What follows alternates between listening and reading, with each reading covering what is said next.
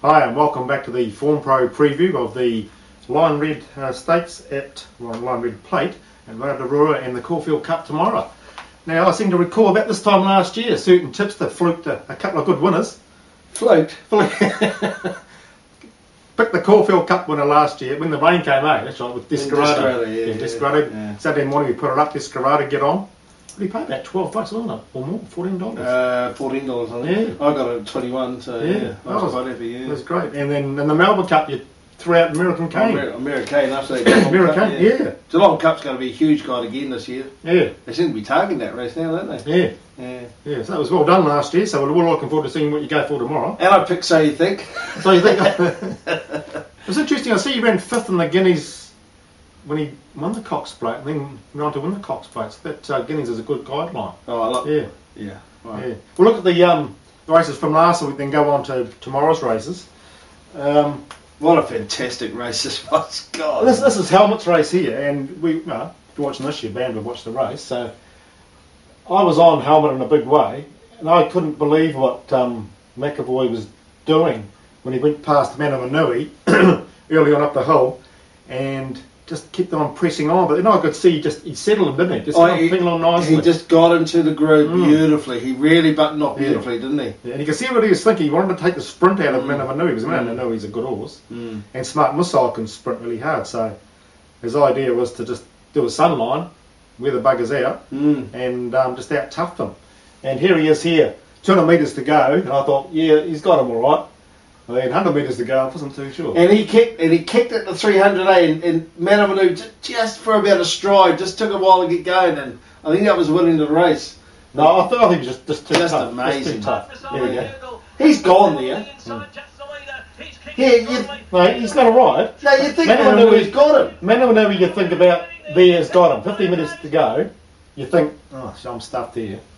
But then Helmet picks himself up and just does a sunline and out-toughs them. Yeah. That was like, remember old Bo Rogue? Yeah. That was like Bo Rogue used to go out to the front, catch me if you can, and Northern Lead Sunline, top horses. He's a really good horse, but here's the question. I counted the number of hits he hits him, and it was 9. They're only soft whips, but 19 times that was a gut-busting run. You know, he's got to step up to 2,040 metres on a different track, which I don't think would be any problem. No problems whatsoever. Oh, he's a top horse. That's why I backed him last week. Put him last week. He's a top horse, but he's going up. It was a gut-busting run. If you ever want to see a gut-busting run, that was a gut-busting run. It's a race record time. Went out hard. Manawanui came at him. He dug deep. So, well, tell me, how good is Manawanui? Well, oh no, he's got to be pretty good to get within a head of or neck of. And he's beaten Helmet before up at Sydney way. So, but yeah, I think Manawanui's just on a par. It's a pity Manawanui they gelded him. Yeah, that's probably why I said yeah. But I think Jimmy Shue's got him covered, Helmet. I really do think, especially if Jimmy Shue draws in the first 4 or 5, he's going to be 2 or 3 lengths, 4 lengths behind Helmet coming to the 800 metre mark. Yeah. And when they come to that 700 metre mark, they straighten up and they start to go. And I think Jimmy, just for he's had a perfect build-up, Jimmy, and he's got fresher legs than Helmet, and he's a proven stayer. That Derby performance last year, where they came at him and he just picked himself up and kept going again. He's got the heart and guts to beat them. What do you reckon?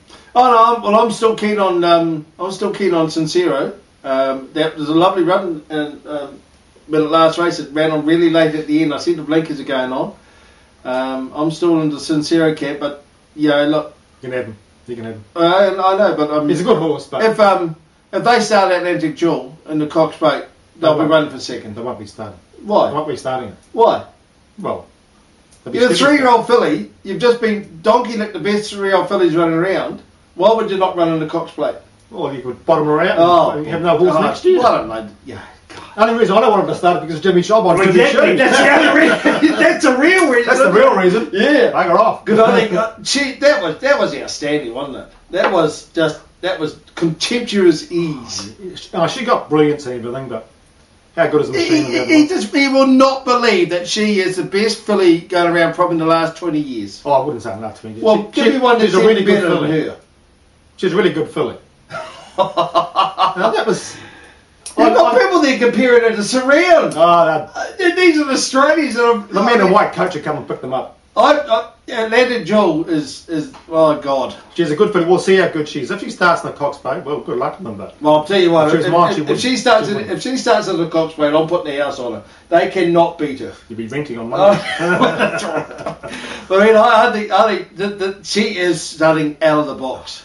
That is amazing. Yep. It's a really good one. Yeah. Kind of, Yeah. Now I think now we'll go back to Mufasa's great one. Here we are. Talk about a good ride, wouldn't it? Michael Rod Just got a take the head off. got a soft time. Here he is.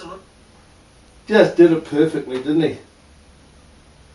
That's exactly how Mufasa loves to race.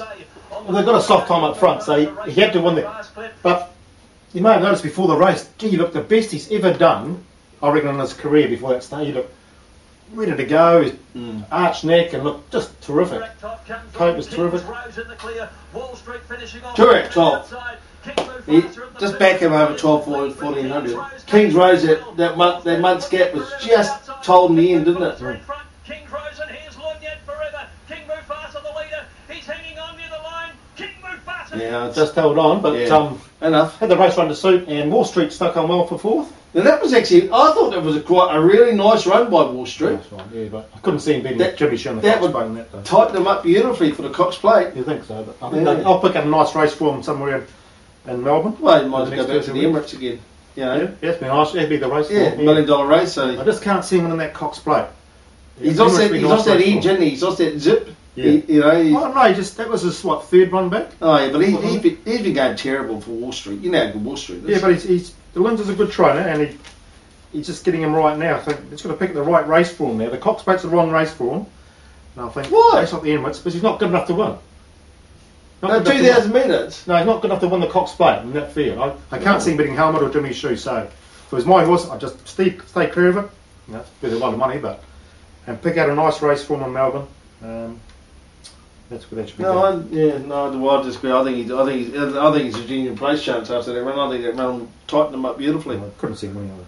Oh. Rightio, let's go to Rotorua, and we've got a slow track there at the moment. This is Friday morning, or close to lunchtime, and the track's improved to a slow 9. So, which is going to suit a horse like Venusti. By race day, it could be close to dead with a good wind and a warm day. So we'll see how it goes. I'm actually going for a horse of Andrew Scott's called Ready Steady. She's a 3-year-old filly, and Raid won this year in 2008. It's a 3-year-old filly. Twilight Savings won it last year. It's a 3-year-old filly. It just seems to be a nice time of year for the right kind of mature enough filly, to get an advantage over the older horses with the weight advantage.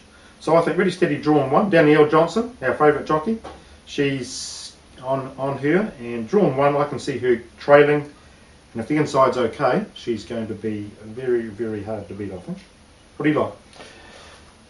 Well, I actually like Heartbeat. I just don't know what happened last start. That was a big field in day team one. Was a reasonable run, but back here, small field. Yeah, she's a good horse, yeah. And Vinny's riding like a demon. Yeah. I'm quite keen on Heartbeat, but Drawn wide, especially to the outside's the place to be. Small field. Yeah. So Could be the one just drop out and yeah, the improving track. you know, Fritzy Boy will be up on the page, Vanessa will be at the back. Yeah. That's a Bengala. That'll be interesting. Yeah, Mackay's. Yeah. It's a very, very good horse. Yeah, funny horse. But Yeah. and I'll go for Shabab for second, course specialist. She's actually won her last 4 starts on the course, and she goes well. She's won her last 2 starts second up as well. So just a battling run last start, and back on a favourite track. Shabab for second, nice odds, $14 at the moment, bookies. And for third, I'll go Italian Princess. Blinkers going on. We'll need the track to improve a wee bit. Hopefully, if it is a good, it's a dead 5 by this time of the race, she's going to be the one to beat. Go to the front, and who knows from there. And Venusti, nice run last start. Been training well, and drawn well. And if the track's reasonable, he's going to be hard to beat as well. Placings? I'll go Fritzy Boy for second, just because he's Fritzy Boy, and this is probably the weakest field he's struck. That's probably in right. ages. Yeah. You know, he's racing around against Twilight Savings, Jimmy Choo, Mufasa, You know, Yeah. and this is this is a big step down in class. Whether he needs a rest, you don't know. But Yeah. I think just the 3-year-old fillies this time of year have an advantage if they're good enough and mature enough. And I like Vincent Mangano just because he's a very, very good horse. Wet track, always goes well fresh up. So, rightio. Let's do the quick flight to Caulfield. Wow. Caulfield Cup. Now, in terms of strength, you couldn't say one of the classic. No, it's not one. It's probably a reasonable field. You get what you get, don't you? Yeah. So, especially with all these imports, it cuts down a lot of it. That's the thing. Yeah. How do you see it? But I've been racking my brain ever since the field came out on Tuesday, and did all the study up for them, and generally there is going to be a good pace. I think I don't think it's going to be a slowly one because there's about 7 or 8 horses that rated on pace, and Tullamore and Sat the Party. They've all said that they're going to go to the front. Southern Speed's going to be posse. It's probably the speed match special of the race. Southern Speed's just posse to get the beautiful trail all the way. Yeah. But I cannot go past December draw. I think Mark Cameron, how good is Mark Cameron? I trained at the moment. Everything he's got turns of gold. He's going well, but the distance is not a problem. He's had 4 runs in, perfectly trained. I love the comments they all said. The English trainer said it was just a very average horse over in England. Well, this is what happens when it gets a decent trainer and a decent jockey, and obviously the Australian conditions have taken it to the next level, and I just think it's you can wait. At the price, would you back it though? No, I wouldn't back. I backed it before, but I think $2. It'll lengthen out. Don't worry about that. Don't bother backing fixed odds now. It'll lengthen out tomorrow. Because it always does. I think it'd end up paying about $4. Yeah, it should have gone past Glass Harmonium at Flemington. I thought it was going to go past, but then again, he may have been training it for this race. Well, of course, he's been training for this race. Obviously, he has been. Yeah. But I don't think Glass Harmonium's a horse, but not a top horse. Yeah. And I think to go on at $2.50 for this race, I really can't see anything to beat it. Who could sit up on the pace? Green Moon. But he'd go to the front, and he'd beat a very average Newcastle. I mean, I know it was a great time, and he had to work hard and all that, but he's certainly not going to get everything his own way in this race. I think Tullamore will go to the front, Greenmill will track him over and sit second outer, and I don't think they'll be going hard mid-race, and it's going to suit Green Moon ideally. Now watch that Newcastle run carefully. Who only didn't beat much. The Verminator finished 5th, then he came out and blew them away in Sydney next start. The second, third and fourth horse didn't go that great next start though. Anyway, the time was very good. It was a great time, yeah. Okay, yeah. and I watched him carefully. Coming to the straight after doing all that work, wide and trouble. He was hitting them 800 metres out. But then into the straight, he didn't touch him with a whip. 150 metres out, he gave him a couple. He put his head down and stretched out nicely. I know the last 10, 15 strides, he got stuck into him and held them out comfortably. A really good time. I love a horse who can run a good time, and I think over 2,400 metres with a light weight, he's a tough bugger, got a real will to run. I think he's going to be first or second. I'm pretty sure he's going to be first or second. Oh, well, he'll run second to thing, I think. December draw, I don't know. I mean, everyone's got doubts about the 2,000, but I've got no doubts. Why won't it run? It can run 2,000 metres on its ear. Well, we'll find out. It's been trained specifically. The trainer knows how to set them right. You've got probably one of the best jockeys in Australia on it. I've got it down at 2,400 metres. I don't know what down. Well, it hasn't run it yet. Well, That's why. Yeah. That's why. At that price, you just couldn't back it at that price. At the price, but it's a winner.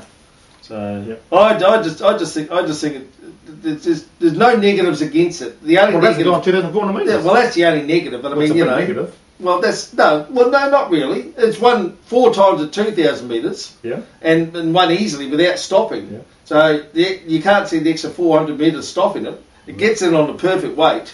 It's got a great draw coming to 9. We'll see. So okay, I'll go for Mighty High. I'll go for December's draw, second or third. Mighty High for third, and I'll put in Southern Speed. It maps nicely to get a nice run. Southern Speed for fourth. What are you going for? Yeah, well, I'm going for the December draw, but this Lucas Cronat, I've had a look at all its form, And I've listened to all the experts. I've compared times, and this thing, I saw it trial up at Werribee.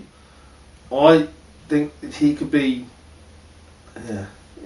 but there is a doubt whether he's going to start. So this is why I'm not going to put it in my picks. If it starts, it'll be my second pick. If it doesn't, well, obviously I won't. There'll be a lot of punters hoping he does win or goes well because they're going to make millions, aren't they, in the Melbourne Cup of them?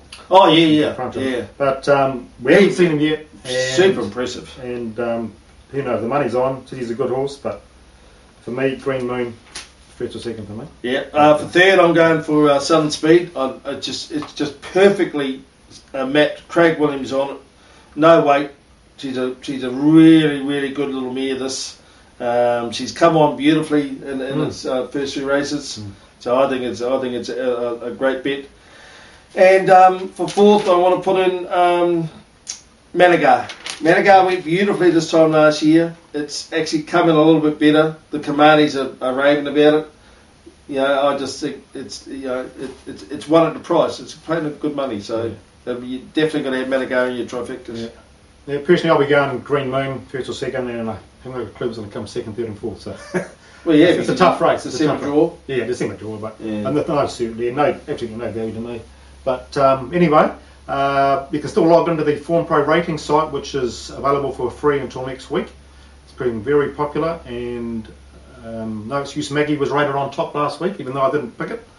She was rated on top. Yeah, that was a tough one. A good tough one, and the bookies took from 10 to 6s. 10s was too high price. Yeah, it was too wide, but that's the only thing. But didn't matter. It's at 3-1. They planned to ride 3-1 too. Yeah, no, it was a good tough one. And John Barry, geez, he's going well. How do you think John Barry is? On the high. He's got 8 days to the biggest day of his life. There's lots. Enough is enough. Yesterday was a good punt yesterday, and rode that really well off the pace. A nice horse that is. Enough is enough. Coming through nicely. But when someone's luck is riding high and he's running the winners, that's the time to jump on him. So it just lasts another week or so. Well, there you go. There's your luck. There's your back December draw, Mark Kavanagh, because he can't do anything wrong. Jimmy Shue into there's your multi. December draw, Green Moon into Jimmy Shue into the Cox Plate. Yeah. And I think that's a good bet. Yeah. So right out. Hopefully we found a good winner there for you, and the All Blacks. All Blacks, or the home and host, they will beat the Australians. But how much? Just a chocolate fish. I'll bet that much. Australia. Make it 2. I'm taking Australia. Oh Jesus Christ! All Blacks are going to. I'm backing Australia. With what's his name? Without Dan Carter, the pressure. What's his name? Quaid. Who? Aussie fullback. Oh yeah. The guy, if he plays, we're going to win. He just making so many mistakes. He will be man of the match tomorrow. He will lose the game for them. He will be man of the match. And Pocock, and don't be at all surprised if you don't see Richie running out on the field tomorrow.